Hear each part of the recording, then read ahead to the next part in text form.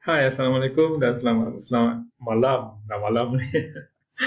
Okey, video kali ini kita akan sambungan daripada normality test kita dah buat pada video yang lepas kan. Kita akan lihat selepas kita dah check outliers, kita dah lihat normality ya untuk sebahagian daripada variables yang kita ada. Sekarang ni kita kena check reliability. Reliability ni apa tuan-tuan dan puan? Reliability ni kita nak lihat sama ada dia tekal ataupun konsisten atau tidak dia mengukur apa yang sepatutnya dia ukur. Contohnya kalau data kita tu mengukur tentang attitude ataupun sikap, adakah soalan dia punya apa kita panggil soalan-soalan yang kita ambil tadi dia konsisten mengukur sikap. Dia ukur sikap secara konsisten atau tidak. Okey. Jadi macam biasa pergi kepada website bit.ly/upsIPS, downloadlah file worksheet 3 ni, work3.sav ni. Kita akan cuba buat reliability analysis. Okey. Okey, datanya ada kat sini. Alright. Ini datanya tadi, data-data yang kita dah pakai sejak daripada video yang pertama sekali. Tuan-tuan masih ingat lagi saya katakan bahawa untuk mengukur sikap kita ada 7 soalan dekat sini. Dan sebelum kita kutip data, tuan-tuan adalah penting untuk kita pastikan bahawa soalan-soalan yang kita tanya tersebut adalah soalan-soalan yang berbentuk positively worded question. Maknanya tidak bercampur-campur negative worded, positive worded. Negative worded ni macam mana?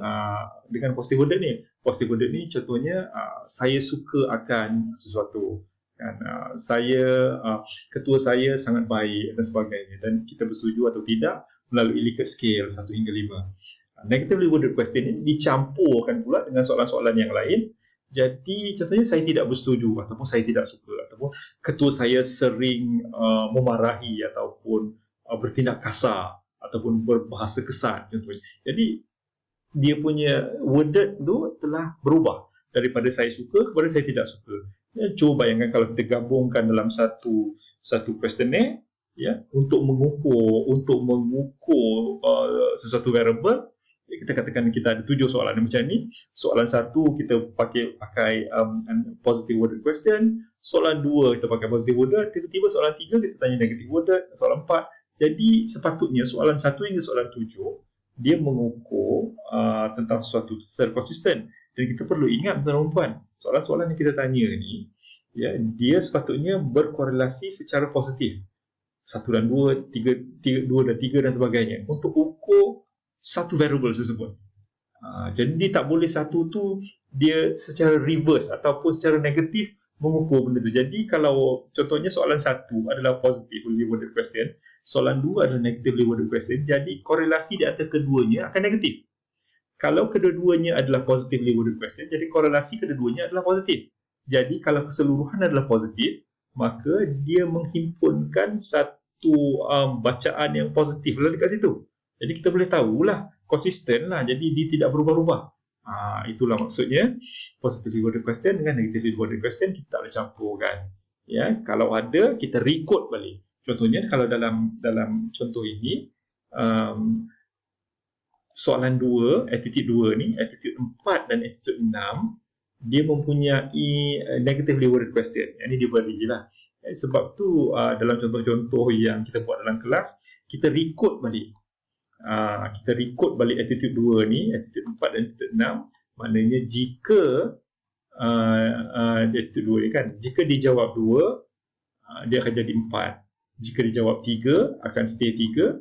Jika dijawab 4 akan jadi 2. Jika 1 akan jadi 5 dan sebagainya. Maknanya 1 jadi 5. Jika responden tu jawab 1, kita akan record dia jadi 5. Jika dia jawab 2, kita akan record dia jadi 4 dan seterusnya lah. 3 sama dengan 3, 4 akan jadi 2, 5 akan jadi 1. Kita terbalikkan coding. Kalau maknanya kalau katakan kita tak sempat nak ubah soalan sebelum kita berikan kepada responden, dan lepas kita berikan kepada responden, baru kita tahu yang ada negatively worded question dan kita tak boleh nak tarik balik soalan tersebut, maka tak apalah, masa key in kita biarkan dahulu, kita key in macam biasa. Selepas daripada kita key in, baru kita ubah coding tersebut. Itu damage control lah kita panggil kan. Kalau kata sebelum kita bagi questionnaire tu kita tahu, kita ubahlah siap-siap. Sebab itu pentingnya ada pilot test. Okey, berhenti membebel kat situ kan. Sekarang ni macam mana kita nak buat reliability analysis? Cuba bayangkan tuan-tuan dan puan ya, kalau kata kita tidak ubah scale-scale yang ada dekat sini kan, kita tak ubah scale ya, walaupun kita tahu 2 adalah negatively worded question, 4 dan juga 6 ada negative worded question kalau kita tak ubah ya. Dan kita cuba run reliability. Macam mana run reliability? Klik kepada analyze, pergi kepada scale, klik pada reliability analysis kat sini. Okey, masukkan soalan-soalan ini, attitude 1 sampai attitude 7, masuk dekat item kat sini dan klik pada statistik, tandakan ketiga-tiga ni. Ni saya ajar yang paling mudah lah. Dia ada banyak lagi nak ditanda lah, tapi tak apa. Tanda yang 3 ni. Klik continue dan klik OK. Itu je. Itu saja. Dan kita lihat nilai alpha dekat sini ada 7 item dan nilainya adalah negatif 163. Dan dia ada bagi tahu pula dekat bawah ni. Dia kata the value is negative due to a negative average covariance among item. This violate the reliability model assumption. You may need to check item coding. Nampak tak? Maknanya kaitan di antara satu item dengan satu item yang lain sekarang ni ada masalah.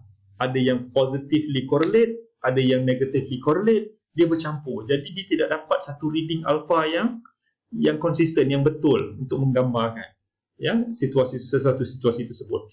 Jadi bila terjadinya macam ini, tuan-tuan, kalau kata kita run dan kita dapati begini, jangan panik. Itu maksudnya soalan-soalan kita memang ada negatively worded question dan kita tengok, kita baca satu-satu. Dan dalam kes kita ni, kita tahu ianya 2, 4 dan 6 ada masalah negatively worded question. Jadi kita dah record. Record dekat mana? Record dekat transform dekat sini. Record into different variable. Jangan ambil same, ambil different. Ya, kita record lah mana yang kita nak. Contohnya 2 ni tadi, kalau kata 2, 4 dan 6 kita kata salah, kita masuk aja lah. Dan gantikan nama dia. Katanya 2 akan jadi apa? ATT 2 R. Tadi kan kita ada ATT 2R. Jadi kita record lah. Saya tunjuklah satu. ATT 2Q katakan. Ya. Yang ini katakan kita tak pakai lah.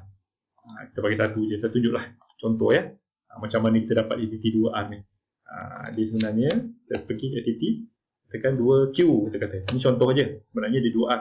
Ya, kita klik change. Lepas kita klik change baru kita pergi all new values. Ya. Kita klik kat sini, satu value lama satu akan jadi 5. Sebab apa 5? Sebab kita punya scale hanya ada 5 saja. Kalau ada 7, 7 lah. Ya. Kita klik add 2 akan jadi 4. Ya. Add 3 akan jadi 3. 4 akan jadi 2. Dan 5 akan jadi 1. Dan bila kita klik continue sini dan klik OK, akan ada satu variable baru kat sini. ATT 2Q. Dia sama lah dengan ATT 2R ni. Sama je. Ni saja nak tunjuk je lah. Demo. Okay. Dan saya clear lah ni. Itu saya nak tunjuk macam mana nak buat record tu tadi. Okay, itu record. Jadi, bila kita dah record, baru kita buat yang reliability analysis tadi. Pergi kepada recent dialog ni, pergi kepada reliability analysis kan. Kita reset balik, kosongkan balik, kita masukkan kembali. 1, 2, jangan pakai yang asal, pakai yang telah kita record. 3, kita pakai yang asal sebab kita tak record, maknanya dia positive worded question. 4, kita pakai yang record. 5, kita pakai yang asal. 6, kita pakai yang record. Dan 7, kita pakai yang asal. Bila kita dah buat macam ni, maknanya kita ubah yang telah diubah, kita pakai yang dah berubah tu, yang tak berubah ni kita tinggalkan. Ya. Klik pada statistik balik, klik yang pada ketiga-tiga ni. Ya. Dan kita run kita punya reliability analysis. Nampak? Tadi negatif kan? Sekarang dia jadi positif. Positif berapa? 592. Okey, 592 ni apa dia 592 ni tuan-tuan? Jadi inilah nilai alpha yang menunjukkan secara konsisten kekonsistenan item 7 item ini, 7 soalan ini dalam mengukur attitude tadi. Jadi kita nak tahu dia 0.592 ini tinggi atau rendah. Kita carilah, dia ada rule of thumb dia. Saya dah paste dekat sini kan, rule of thumb yang diambil daripada sources Joseph F. Hare and all 2003 ni, Essential Business Research Method ni. Dia mengatakan kalau 0.5 tu adalah poor dekat sini, bawah 0.6. Jadi poor lah kita punya tu, teruk lah tu maknanya kan. Tak apa, kita patah balik dekat kita punya ni tadi. Kita lihat dekat sini. Bila kita lihat dekat item total statistik ni, kita dapati bahawa kita akan cari nilai yang paling tinggi kat sini. Nilai paling tinggi kat sini adalah 0.645 Cronbach alpha if item deleted. Maknanya kalau kita buang item satu ni atau kita keluarkan, kita excludekan daripada analysis reliability kita, nilai alpha akan naik 0.645. Jadi kita buanglah, kita pergi kembali kepada, kalau ni pergi kepada reliability analysis kembali, keluarkan attitude 1 ni tadi, sebab dia kata kalau kita keluarkan attitude 1 ni, sebab ini nilai yang paling tinggi, yang lain tak ada yang tinggi pun kan, semua 0.5, yang ni paling tinggi daripada apa? Daripada yang ini. Kalau ini 592, maknanya yang tinggi lah ni kan, 645 kan. Kita keluarkan satu ni dan kita run kembali. Jadi nilai alpha akan jadi 0.645. Item tinggal 6 saja. Satu dah buang. Jadi kita lihat 645 ni dia berada pada kuadran mana? 645 pada kuadran moderate. Bila dah sampai kuadran moderate kan, kita tengok balik dekat kita punya Cronbach alpha if item deleted. Ada tak lagi yang lebih tinggi daripada 645? Ada tak? Ada satu ni kan, 665 kat sini kan. Tapi perlukah kita keluarkan attitude 6R ini daripada analisis? Jawapannya adalah tidak perlu. Sebab apa tak perlu, Datuk Azrin? Sebab ianya adalah, kalau kita buang sebenarnya, dia masih lagi berada pada kuadran yang sama, range yang sama. Maknanya range asalnya adalah 645, range yang kalau awak buang dia akan jadi 665. Dia tak naik pun. Tak ada pun kenaikan, maksudnya tiada kenaikan daripada tadi kita buang, dia naik daripada range poor kepada moderate. Yang ini kalau kita buang, dia tak naik pun. Dia duduk dekat moderate, dia tak pergi good, tak pergi very good ataupun excellent. Jadi dah moderate tu kita biarkan saja. Maknanya maksudnya dekat sini, kalau kata alpha awak tu tidak boleh nak meningkat dah, masih lagi dalam range yang sama, kita tak perlu buang. Okey? Boleh faham yang tu ya? Jadi bila dekat sini, bila kita dah pastikan yang alpha kita yang ini yang paling tinggi ataupun dah tak boleh pergi range yang lain, maka barulah kita buat apa? Barulah kita buat normality test untuk yang ini. Disebabkan oleh apa? Sebab tadi attitude 1 dah dikeluarkan. Masih ingat tuan-tuan dan puan? Dan macam mana nak buat normality test? Senang aja kan? Okey, untuk buat normality test data yang ada banyak soalan macam ni, apa yang kita perlu buat adalah kita perlu campurkan. Campurkan apa? Campurkan soalan-soalan tadi sebab kita buat reliability analysis. Nak buat macam mana? Klik pada transform, compute variable, kita bagikan nama dia, contohnya kita katakan total attitude. Kan total attitude, kan letak label, letaklah, tak ada masalah. Jadi kita campurkan. Satu kita tak akan masukkan sebab dia dah dikeluarkan daripada analisis tadi. Jadi kita akan masukkan 3 campur 4 pun tak payah, 5 campur 7 campur dengan 2 campur 4 campur 6. Okey, klik, maka kita akan dapatlah nilai total attitude dekat sini, dan nilai inilah yang kita lakukan normality test. Macam mana? Mesti ingat, klik descriptive statistik, pergi kepada explore, keluarkan yang ini tadi, kita resetkan, kita akan ambil total attitude, masukkan kembali, klik plot, histogram, normality test, continue, ok. Laju sikit kan.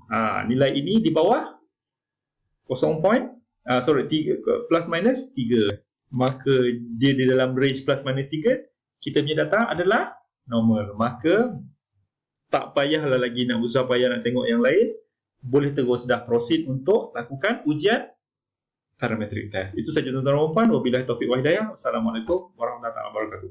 Sampai jumpa lagi. Bye.